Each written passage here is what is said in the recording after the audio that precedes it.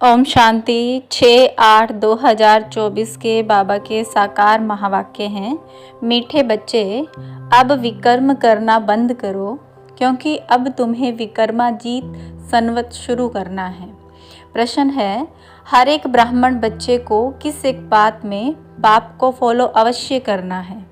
उत्तर है, जैसे बाप स्वयं टीचर बनकर तुम्हें पढ़ाते हैं, ऐसे बाप के समान हर एक को टीचर बनना है। जो पढ़ते हो उसे दूसरों को भी पढ़ाना है। तुम टीचर के बच्चे टीचर, सतगुरु के बच्चे सतगुरु भी हो। तुम्हें सचखंड स्थापन करना है। तुम सच की नैया पर हो। तुम्हारी नैया हिलेगी डुलेगी, लेकिन डूब नहीं सकती। ओम शांति। रूहानी बाप बैठ बच्चों के साथ रूह रिहान करते हैं। रूहों से पूछते हैं, क्योंकि यह नई नॉलेज है ना। मनुष्य से देवता बनने की यह है नई नॉलेज अथवा पढ़ाई। यह तुमको कौन पढ़ाते हैं? बच्चे जानते हैं, रूहानी बाप हम बच्चों को ब्रह्मा द्वारा पढ़ाते हैं। यह भूलना नहीं चाहिए। वह बाप है, फिर पढ़ाते हैं, तो टीचर भी हो गया। यह भी तुम जानते हो, हम पढ़ते ही हैं नई दुनिया के लिए। हर एक बात में निश्चय होना चाहिए। नई दुनिया के लिए पढ़ाने वाला बाप ही होता है। मूल बात ही बाप की हुई ना। बाप हमको यह शिक्षा देते हैं ब्रह्मा के द्वारा, कोई द्वारा तो नहीं देंगे ना। गाया हुआ भी है, भगवान ब्रह्मा द्वारा राजयोग सिखलाते हैं। ब्रह्मा द्वारा आदि सनातन देवी देवता धर्म की स्थापना करते हैं। जो देवी देवता धर्म अभी नहीं है, अब तो है ही कलयुग, तो सिद्ध होता है स्वर्ग की स्थापना हो रही है। स्वर्ग में सिर्फ देवी देवता धर्म वाले हैं, बाकी इतने सब धर्म होंगे ही नहीं, अर्थात विनाश हो जाएगा, क्योंकि सतयुग में और कोई धर्म था ही नहीं। यह बातें तुम बच्चों की बुद्धि में है। अब तो अनेक धर्म है। अब फिर बाप हमको मनुष्य से देवता बनाते हैं, क्योंकि अब संगम युग है। यह तो बहुत सहज बात समझाने की है। त्रिमूर्ति में भी दिखाते हैं ब्रह्मा द्वारा स्थापना। किसकी स्थापना? जरूर नई दुनिया की होगी, पुरानी की तो नहीं होगी। बच्चों को ये निश्चय है कि नई दुनिया में रहते ही हैं देवी गुण वाले देवताएं, तो अब हमको भी गृहस्थ व्यवहार में रहते दैवी गुण धारण करने हैं। पहले पहले काम पर जीत पाकर निर्विकारी बनना है। कल इन देवी देवताओं के आगे जाकर कहते भी थे कि आप सर्वगुण संपूर्ण निर्विकारी हो।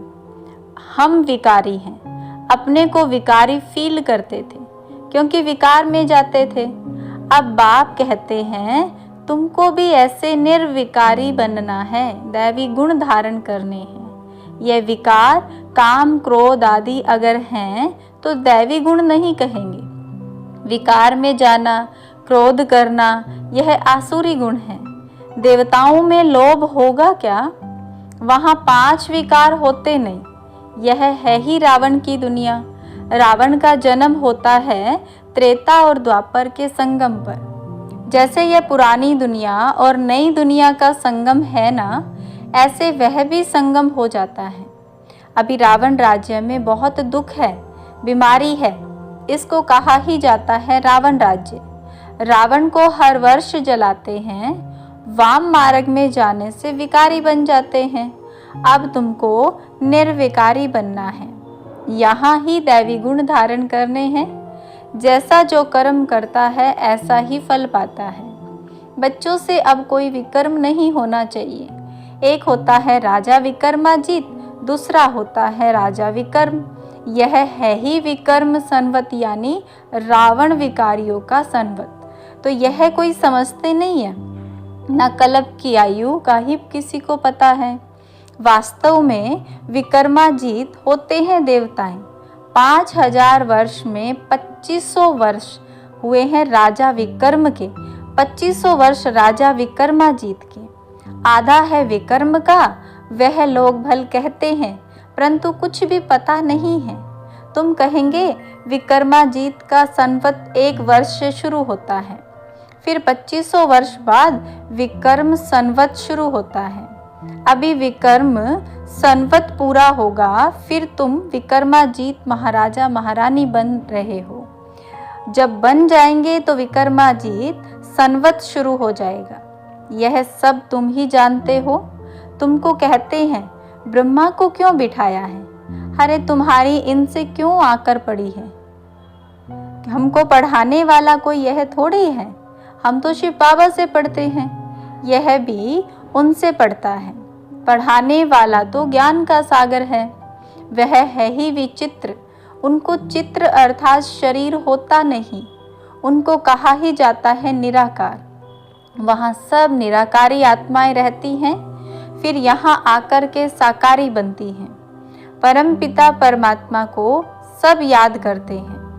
वह है आत्माओं का पिता। लौकिक बाप को परम अक्षर नहीं कहेंगे। यह समझ की बात है ना। स्कूल के स्टूडेंट पढ़ाई पर अटेंशन देते हैं, जब कोई मर्तबा पा लेते, बैरिस्टर आदि बन जाते, तो फिर पढ़ाई बंद। ऐसे थोड़ी बैरिस्टर बनकर फिर पढ़ेगा, नहीं, पढ़ाई पूरी हो जाती है, तुम भी देवता बन गए, फिर तुमको पढ़ाई की दरकार नहीं रहती। 2500 वर्ष देवताओं का राज्य चलता है। यह बातें तुम बच्चे ही जानते हो, तुमको फिर औरों को समझाना पड़े, यह भी ख्याल रखना चाहिए। पढ़ाते नहीं तो टीचर कैसे ठहरे? तुम सब टीचर्स हो, टीचर्स की औलाद हो ना, तो तुमको भी टीचर भी ही बनना है। तो कितने टीचर्स चाहिए पढ़ाने के लिए? जैसे बाप टीचर सतगुरु है, वैसे तुम भी टीचर हो। सतगुरु के बच्चे सतगुरु हो। वह कोई सतगुरु नहीं है, वह गुरु के बच्चे गुरु है। सत्य माना सच, सचखंड भी भारत को ही कहा जाता था। ये झूठ खंड है। सचखंड बाबा की ही स्थापना करते हैं, वह है ही सच्चा साईं बाबा। जब रियल बाप आते हैं तो झूठे भी बहुत निकल पड़ते हैं। गायन भी है ना, नैया डोलेगी तूफान आएंगे परंतु डूबेगी नहीं। बच्चों को समझाया जाता है माया के तूफान बहुत आएंगे, उनसे डरना नहीं है। सन्यासी लोग तुमको ऐसे कभी नहीं कहेंगे कि माया के तूफान आएंगे, उनको पता ही नहीं है नैया को पार कहाँ ले जाएंगे।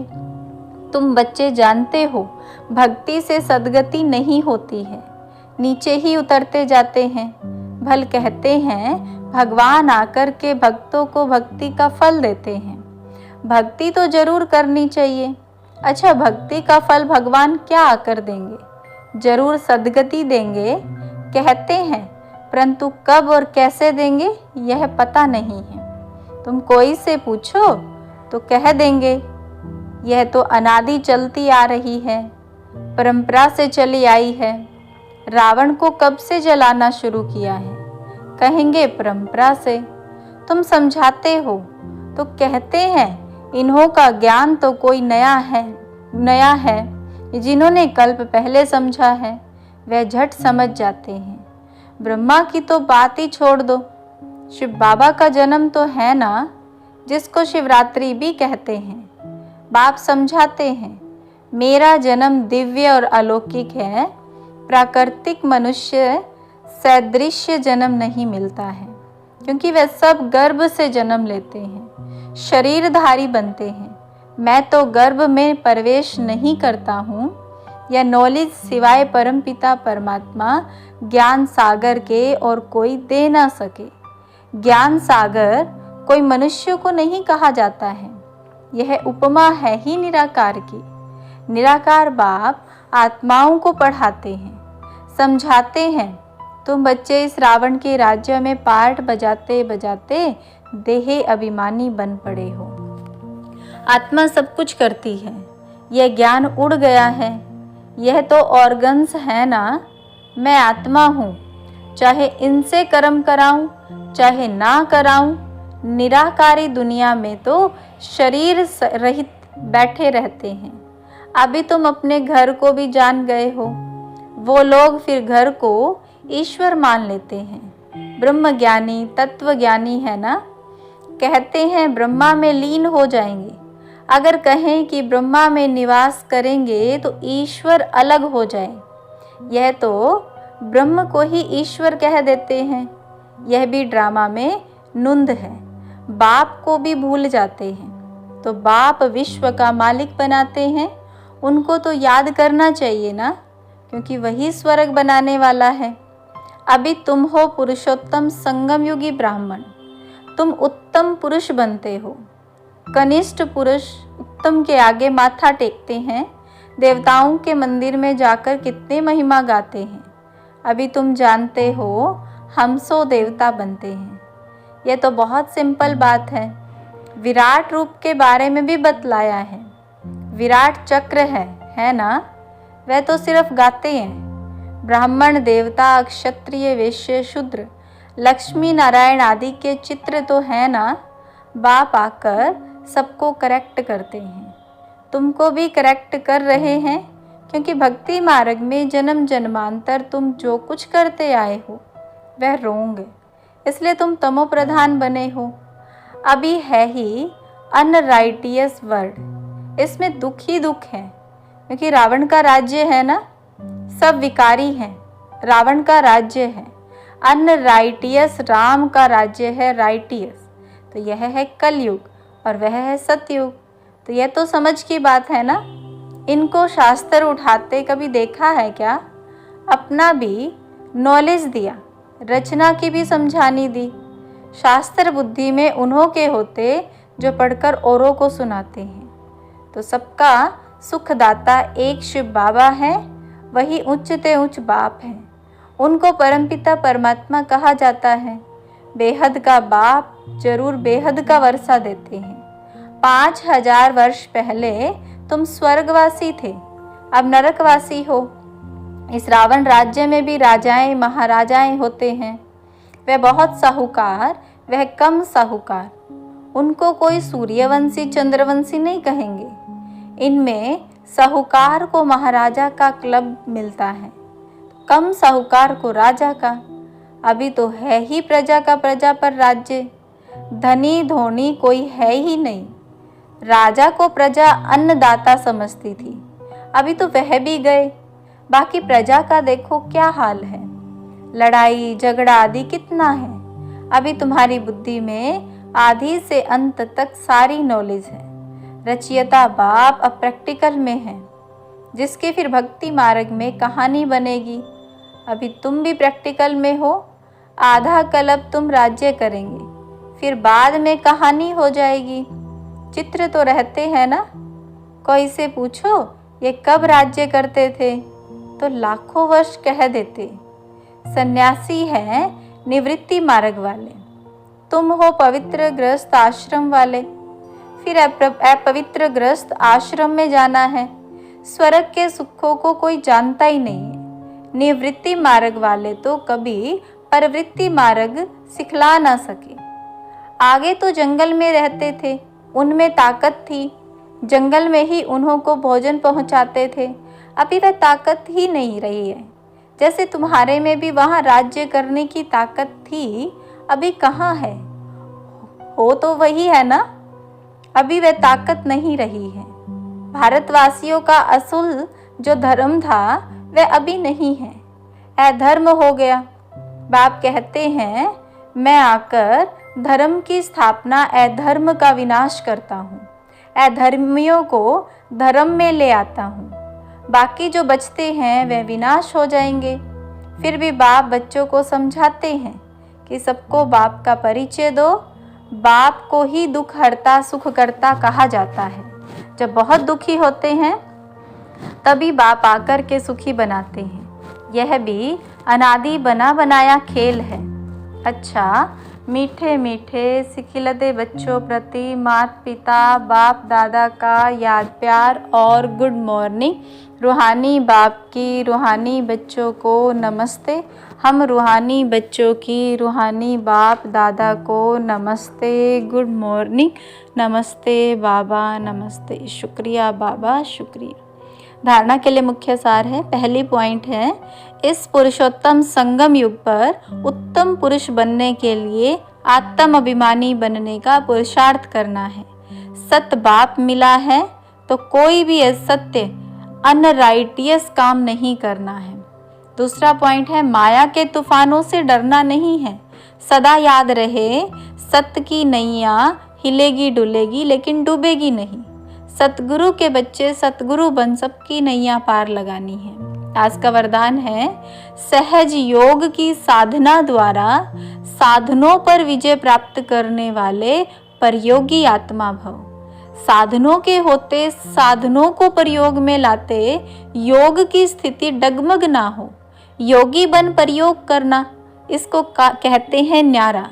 होते हुए निमित्त मात्र अनासक्त रूप से प्रयोग करो। अगर इच्छा होगी तो वह इच्छा अच्छा बनने नहीं देगी। मेहनत करने में ही समय बीत जाएगा। उस समय आप साधना में रहने का प्रयत्न करेंगे और साधन अपनी तरफ आकर्षित करेंगे। इसलिए परयोगी आत्मा बन सहज योग की साधना द्वारा साधनों के ऊपर अर्थात प्रकृति पर विजयी बनो।